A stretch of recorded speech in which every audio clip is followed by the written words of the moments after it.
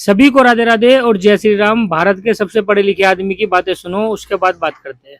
जिस दिन इस देश में चर्चा मंदिर और मस्जिदों को छोड़कर शिक्षा पर होने लगेगी, उस दिन मोदी और अमित शाह जैसे लोग कभी इस देश की कुर्सी पर विराजमान नहीं हो पाएंगे। अगर कुर्सी पर कोई बैठेगा तो इस देश का पढ़ा लिखा नेता, इस देश का पढ़ा लिखा नौजवान। सुन ली बातें। अब ये कह रहा है कि मंदिर और मस्जिद के बारे में ना बताकर, ना उनके बारे में बात कर शिक्षा के बारे में बात करोगे तो मोदी और अमित शाह को कोई वोट नहीं देगा। तो 2 से 3 बात बोलूंगा, पूरी सुनना। पहली चीज तो ये कि मंदिर और मस्जिद के बारे में जो बात कर रहा है, जो अपनी आस्था मानता है वो बात कर रहा है, तुझसे किसी ने नहीं बोला कि भाई तू बात कर। दूसरी चीज ये कि हालांकि चल ठीक है भाई, तू जिस पार्टी को सपोर्ट करता है उस पार्टी के साथ रह, कोई दिक्कत नहीं है। अच्छा एक बात बता दो, भारत में क्या कॉलेज नहीं है, या बड़े बड़े यूनिवर्सिटी नहीं है, या फिर स्कूलें नहीं है, या लोग पढ़ नहीं रहे, सारे गंवा रहे, या कूड़ा बिन रहे, या सब कुछ कर रहे हैं? और क्या मोदी जी को पढ़ा लिखा आदमी वोट नहीं दे रहा? जो टॉप टॉप रैंकिंग करके आए हैं, क्या वो भी वोट नहीं दे रहे मोदी जी को? और दूसरी चीज ये कि अगर आस्था के साथ तू ये बोल रहा है कि जो तूने हाथों में कलावा पहन रखा है वो क्यों पहन रहा है? फिर तू तो ढोंग कर रहा है, इसका मतलब। माथे में जो तूने तिलक लगा रखा है वो किसको दिखाने के लिए लगा रखा है फिर? भाई अगर भारत के देश में अगर संस्कृति की बात ना हो ना, तो किस चीज का देश भाई?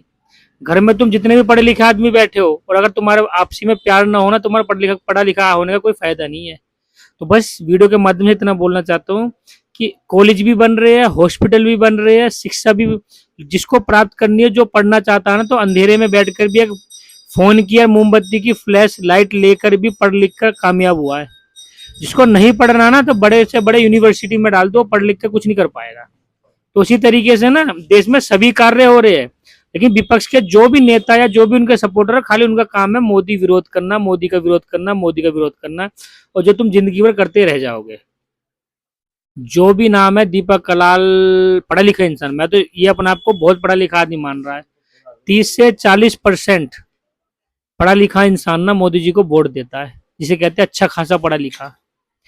तूने जो भी डिग्री हासिल करी हो ना, तो तू भी अगर बात बोल पा रहा ना, तो तेरे जबान पे बार बार मोदी जी का नाम आ रहा। या तो तू फेमस होना चाह रहा है। भाई तुम ठीक है, तुम जिस पार्टी को सपोर्ट करते हो करो, अच्छी बात है। अच्छा एक बात बताओ, बताया जाता है कि कांग्रेस के जो भी राहुल गांधी है वो अच्छी यूनिवर्सिटी में पढ़कर आए हैं, उन पे क्या बोलने की तमीज है? ऐसे पढ़े लिखे होने का क्या फायदा जो क्या नाम है पप्पू का टैग लेके बैठा है, जगह जगह भाषण नहीं दिया जाता।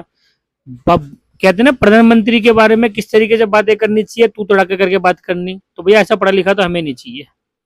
जय श्री राम, जय हिंद।